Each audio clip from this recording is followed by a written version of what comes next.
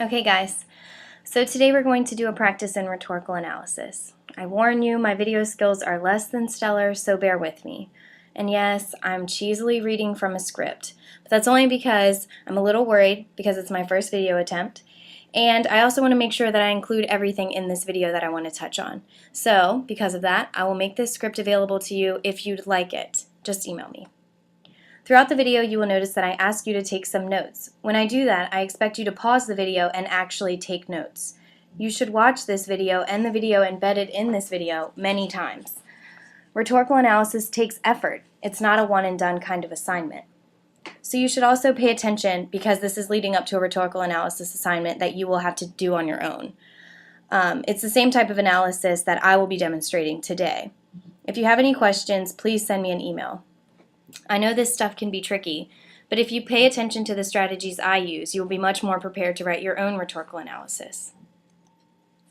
So remember, to approach an artifact rhetorically means to ask questions about how the text conveys a persuasive message or argument, how the text addresses a specific audience, and how the writer operates within a specific context or rhetorical situation for a specific purpose. And remember, it also operates on the rhetorical appeals of pathos, an appeal to emotions, ethos, an appeal to credibility, and logos, an appeal to logic. Understanding how to rhetorically analyze an artifact will help you better understand the text you read, the images you encounter, and the world you live in. For our own purposes, though, understanding how a text functions rhetorically will help you become a better writer and engage more critically with the text you read and write. So today we'll begin by looking at one of our nation's most revered texts, the patriotic song, America the Beautiful. To start, we will examine the first two verses of the song, or poem, as it was originally written. Really, in the first part of the video, we are doing a literary analysis, and you could transfer this knowledge to your future English courses, where you will likely be doing the same type of analysis based on similar characteristics. Remember, college is a time to build knowledge. Don't compartmentalize your instruction to specific classrooms. Apply what you are learning to any and all classes that you possibly can. So back to the song. Keep in mind that a successful rhetorical analysis involves analyzing the audience, the purpose, and the occasion. To understand the rhetorical situation, though, we must do a little research into the author and the context. The lyrics to America the Beautiful were written by Catherine Lee Bates, pictured here, an English literature professor at Wellesley College, Massachusetts, after an inspiring trip to the top of Pikes Peak, Colorado in 1893. Her poem America the Beautiful first appeared in print in the Congressionalist, a weekly journal, on July 4, 1895. What could the context say about this song? I will help with this one. As a woman given the privilege both to be educated and to travel was nearly unheard of at this time. Perhaps Bates wanted to commemorate her journey and her gratitude for living in the land of opportunity. And of course, it was published on July 4th, the day of our independence, a day when patriotism truly shines. Context ties neatly with purpose. What was her purpose for writing this song? Take a moment to jot down your thoughts. So next, who was the audience at the time this poem was written? What was the American situation like in the late 1800s? How has the audience changed over time? Again, write down any of your thoughts. Okay, so now let's turn to the text. But before we perform our literary analysis, I want to play a clip of the America the Beautiful song as we traditionally recognize it. Okay. Hopefully this works.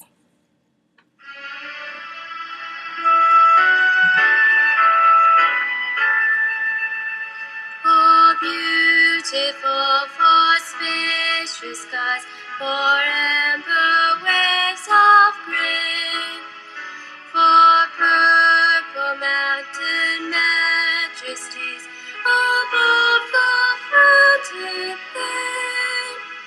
America, America, God shed His grace on thee, and crown the good with brotherhood from sea to shining sea. So there you have it. America the Beautiful as we traditionally recognize it. So what did you notice? As with most texts, diction, or word choice, is key here. Bates' use of the words spacious, waves of grain, and majesties makes us think of enormous uncharted spaces. Remember, this was written in 1893, before a lot of American soil had even been charted at all. The idea of the American dream was still at its peak. Take some notes on the implications of other word choices, such as God or brotherhood. What meanings are conveyed through the use of these words? Finally, let's look at the last line in this verse, from sea to shining sea. What do you think Bates means by this line? What is her argument? Does she mean from the Atlantic Sea on the East Coast to the Pacific Sea on the West Coast, therefore only pertaining to America, or does she mean the global seas, including much broader territories with many different types of people? Now, flash forward over 100 years later. Even today, we still hold this song in high regard. It has exigence. But why? Why is this song still so powerful? How has the country changed since 1893 when the song was first written? Take a moment to write out your thoughts on this. Okay, so let me ask you a question. Are these lyrics to America the Beautiful as inclusive or even as applicable to Americans living in the United States today? Well, at the 2013 Super Bowl, Coca-Cola asked the same question during a 1-minute commercial that cost them over $8 million in airtime. In framing the context, it is important to remember that the Super Bowl is one of the most heavily watched broadcasts in the United States, and the commercials aired during the short game time intermissions have become a popular icon, generating a lot of buzz for viewers and a lot of pressure for companies hoping to deliver the most entertaining commercials. Let's watch the commercial, but first, let me prompt your thinking a bit. While watching this video, ask yourself, how is this visual representation of America the Beautiful different from the traditional version of the song? What is Coke arguing about America or Americans? How does Coke make its claims?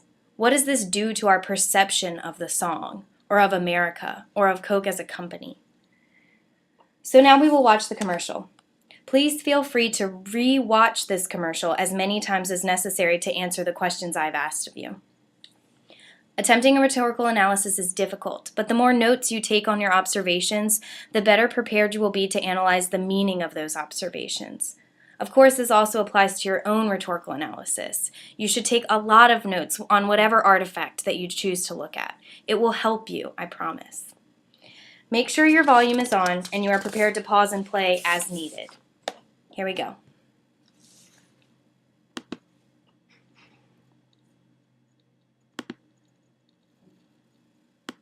Oh, beautiful for spacious skies, por tus olas de granos ámbar, yo piscina't ako'y sa ibabaw ng mga prutas.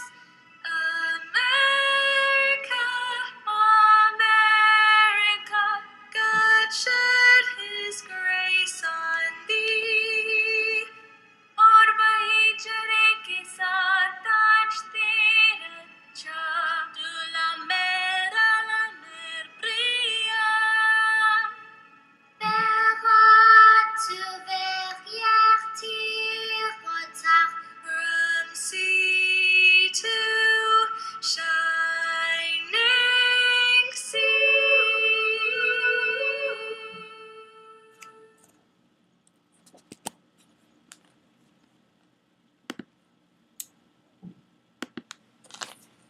Okay, so first, what did you notice? Here's a list of a few things I noticed. I don't want to point out everything to you. If you did this well, you noticed much more than just these things. I purposefully do not want to include an exhaustive list because I want you to conduct some of the rhetorical analysis on your own. Try to think of parts of the commercial that I missed and analyze its meaning on your own. Honing in on this skill is going to help you when writing your own rhetorical analysis, so remember, pay attention. This is the good part. Recall that the commercial begins with an iconic American image, the lone cowboy with his white horse surrounded by dense wilderness. It touches our American spirit. We know this image. It is comforting. It is familiar. Then the commercial switches gears and languages. Now being sung in Spanish, the commercial features young Latinas in a movie theater, another familiar image of Americana, but paired with a different skin tone and a different language. It then switches frames and we see the ocean, the surrounding waters of our melting pot that spans, according to the lyrics at least, from sea to shining sea, and also ranges from language to language and from skin tone to skin tone. We then get images of African American children dancing. To someone only fluent in English, the song might be unrecognizable, except of course for the melody. But then it jumps back to English, featuring two young girls riding in the back of a car across the flatlands of the United States. We see the Grand Canyon, we see camping, all familiar to us and in the English language. The song then switches to Hebrew, and we see two Jewish men. They are looking out the window at a large city. Is this the type of brotherhood Bates was referring to? Or maybe it was sisterhood, as shown by the Middle Eastern women buying food from a street vendor in Chinatown. A true melting pot, with America the Beautiful being sung in Hindi. And we see a swimming pool, a staple of American culture, and a family rollerblading. Notice that this is not a representation of the traditional American family, though. It is a gay couple with their daughter. The happiness this family shares is obvious, as is their care for one another. We then get quick snapshots of an African American woman, a young Asian child, a long-haired woman dancing, and an old man drinking a Coke. What do these images say? The final image is of children running into the wilderness. We have come full circle. These children are our future trailblazers, like the cowboy that came before them, both in the commercial and in our history. So how is this version different from the original?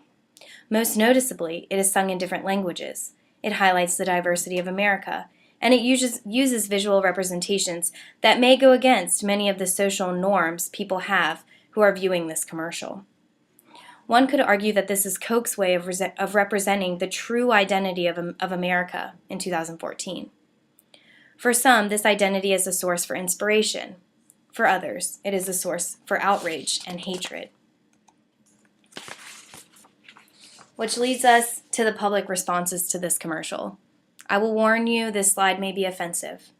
I apologize for that, but sometimes we must face the sad and often offensive realities of the culture we live in, especially if we hope to meaningfully analyze it. Don't be afraid to do so. As you can see, the responses to this commercial are varied. There were hundreds upon hundreds of positive social media posts about this commercial, but just as many negative comments, with some even vowing to boycott Coke products altogether. Read through these texts. Read through these tweets. Ask yourself why someone might feel the way they do about this commercial.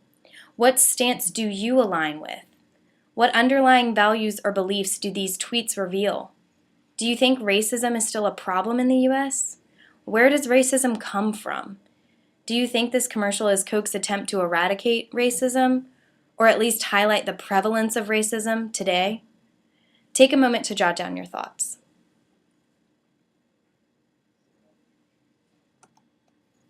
So ultimately, we want to determine what argument Coke is making about America and Americans.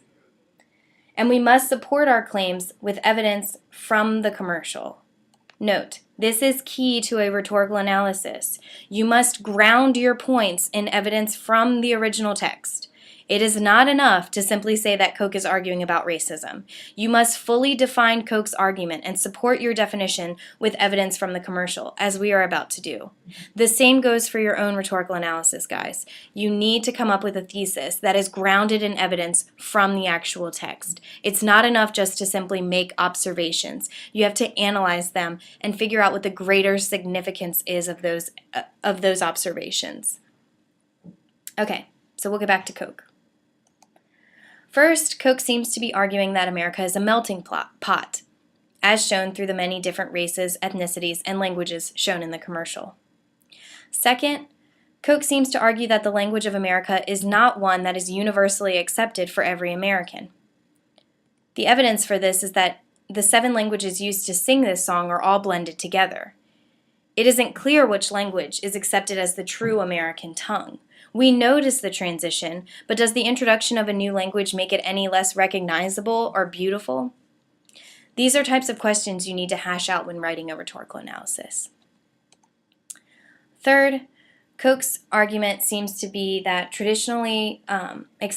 traditionally accepted American identity is transforming, which leads to the final argument that America should embrace its diversity because of our foundations, our roots, which were created in diversity. Evidence of these claims appears in the many images we get of America, a gay couple with their daughter, the different types of families, the different skin tones, the different clothing choices, hairstyles, the different languages. What do these representations do to our perceptions of Coke, or America as a whole, or the American identity specifically? And what is the significance of the argument this commercial makes? So write a 200 to 250 word response to this commercial in which you outline the main argument of the commercial and its significance. You should be prepared to do this if you've been paying attention to this video. Be sure to support your analysis with evidence from the commercial or even the subsequent responses to it. I would like this response in no less than a week. Thanks, guys.